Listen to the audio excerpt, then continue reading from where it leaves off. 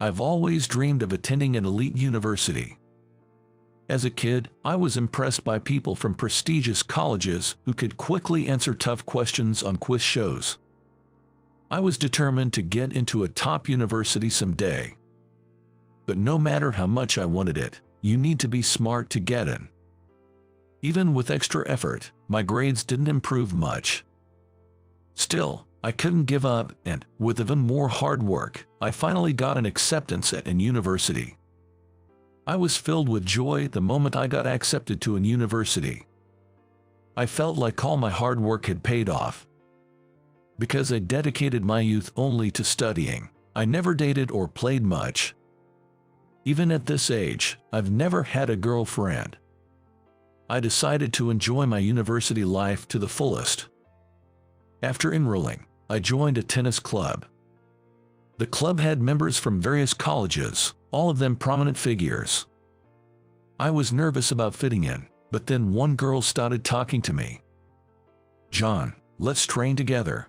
It was Emily from another college. Her college was known for its affluent students, and she seemed to come from a wealthy family. Her father was a CEO, so she is a CEO's daughter. "John, you're getting good at it." Emily was always cheerful and caring, especially towards a tennis newbie like me. We started hanging out for meals and other activities, and I began to develop feelings for her. 3 months after starting college, Emily confessed to me. "Will you go out with me?" I was stunned. Never expected a woman to confess to me. "Are you sure about someone like me?" "Of course, you're the one I want," Emily said with a smile. Emily loved designer brands, the complete opposite of me, who had no interest in fashion. "That bag must have been expensive, right?" "Oh, it's nothing for my dad," she'd say, showing off the bag her father bought her. Some were jealous, but she didn't seem to care. In our junior year, her father's company went bankrupt, and Emily had to leave college. Yet, she still couldn't give up her love for designer items and kept buying the latest bags despite being short on cash. After graduating, I landed a job at a major company. My elite university background seemed to impress my employers. Emily was thrilled when I told her, "We should get married once we're settled." Hearing that, I seriously considered marrying her.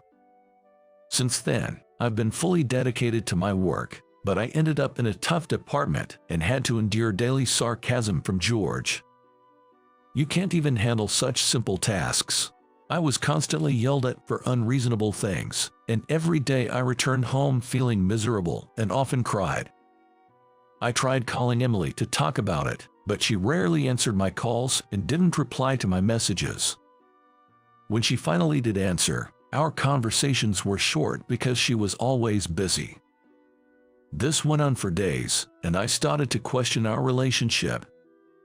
I did my best at work, but after 6 months of stress, it started affecting my health, making it hard to get up in the morning and causing me to be late. I felt terrible even at home and couldn't eat. During a long weekend, I decided to visit my family. When I shared what was happening at work, they were worried.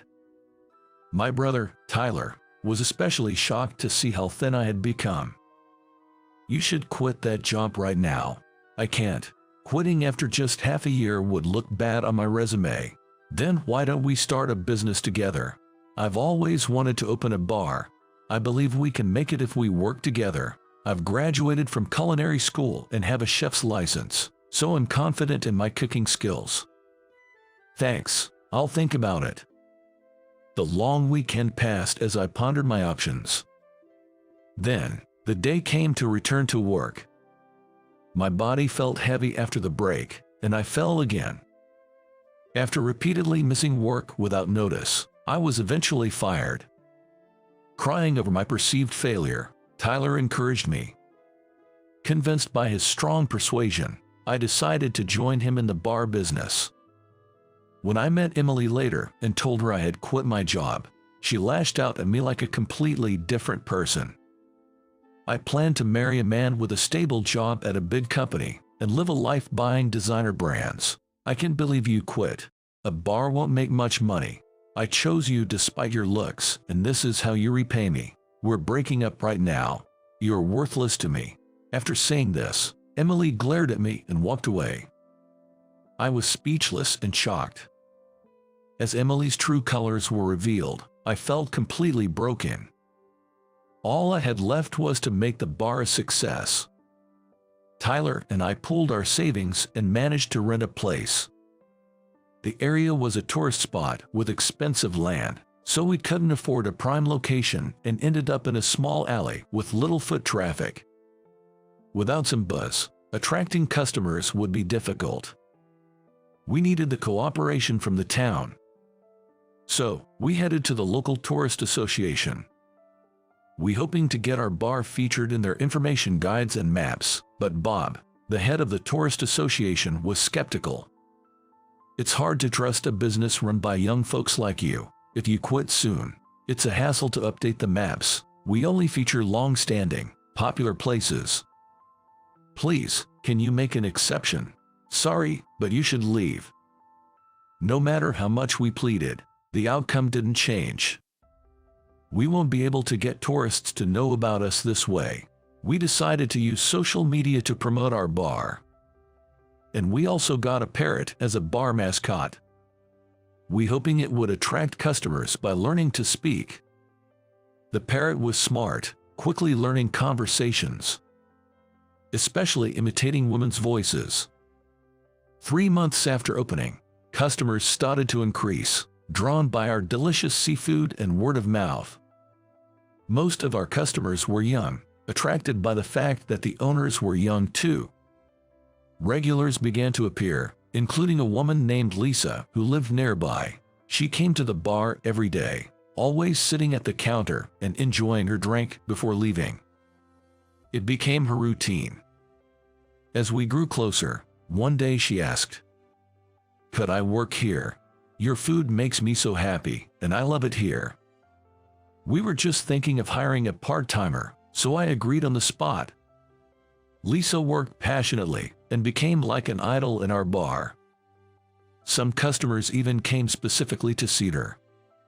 Then, my brother Tyler had a suggestion. "The Tourism Association is pretty starstruck. Maybe if we win some contest, they'll change their minds."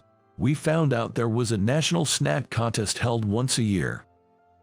Here's a great opportunity. Let's join this and create the best snack ever and win.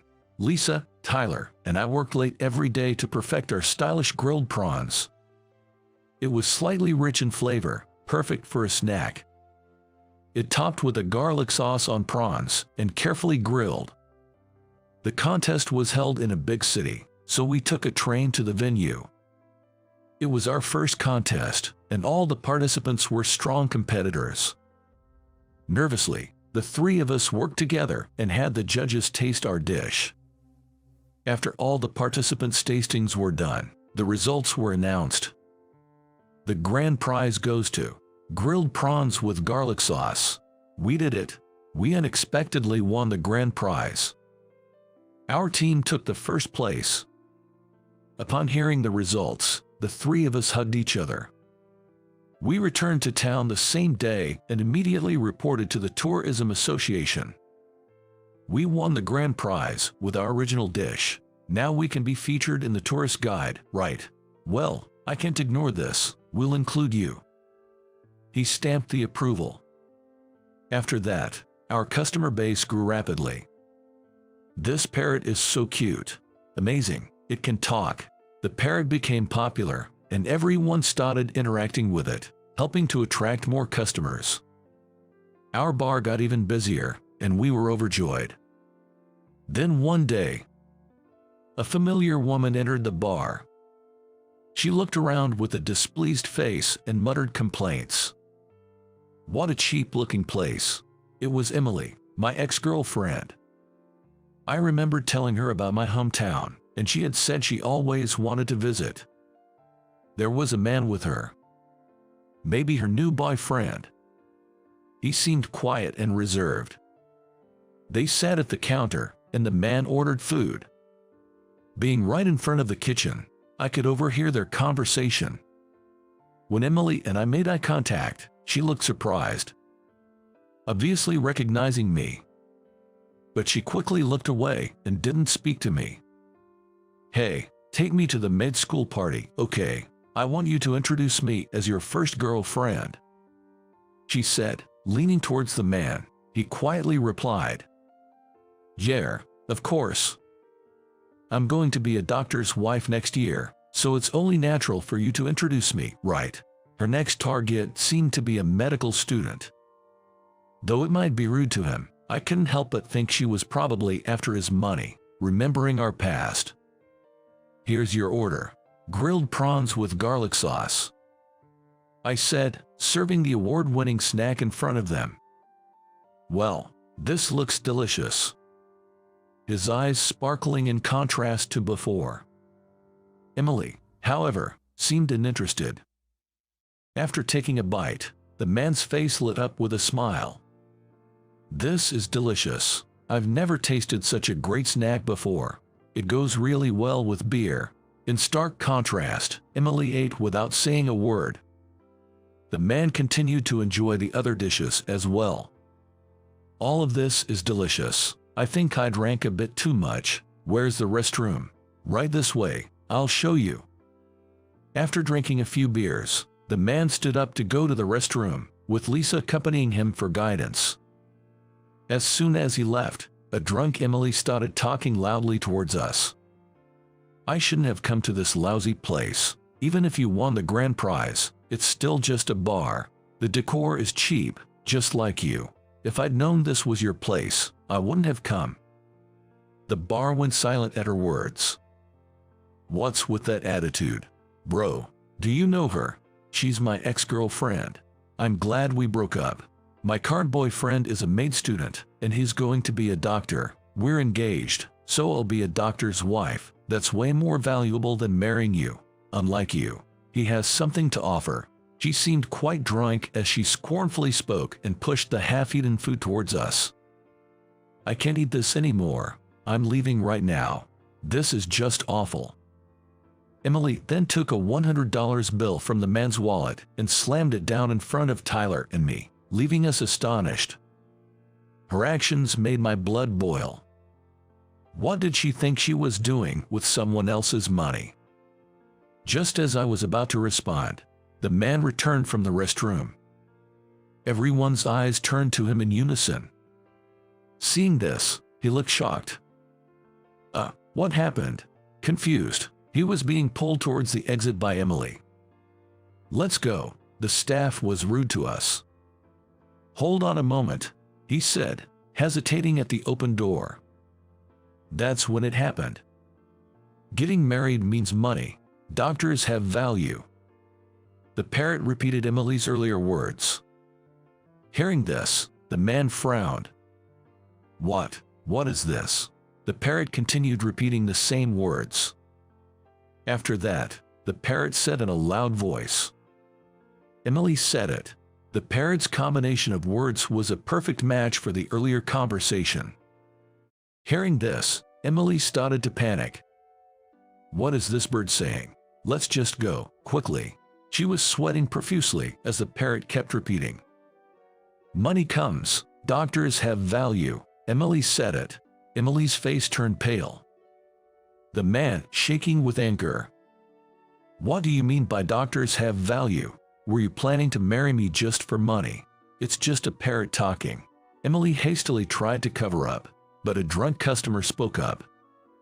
"The parrot is right. She said those things." Hearing this, Emily's face turned even paler. "I'm calling off the engagement. You were only with me because I'm a med student and have money. I'm disappointed in you. Goodbye." "No, wait, don't leave me." Emily tried to grab the man, but he shrugged her off and left. She stood frozen in the bar. Her face was downcast, filled with despair. Then Lisa spoke to her. "I heard your conversation earlier when I came back from the restroom. You really don't have a good eye for people. I like him. I think he's a wonderful man." "What?" I visibly surprised by those words. Lisa had never shown any signs of this, nor had it ever been a topic of discussion.